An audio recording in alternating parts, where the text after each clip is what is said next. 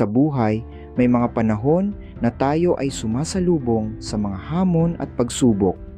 Sa ganitong mga sandali, marahil ay nararamdaman natin ang bigat ng pasanin, ang hirap ng pagsubok, at ang sakit ng pagkabigo.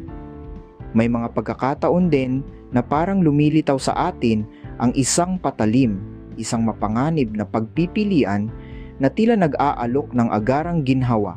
Ito ang kaganapang sinasalamin ng isang lumang kasabihan.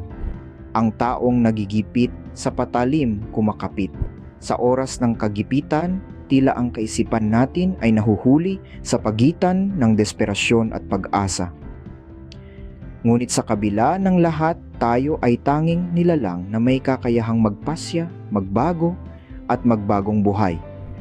Sa huli, ang totoong tagumpay ay matatagpuan hindi sa patalim, kundi sa tapang na harapin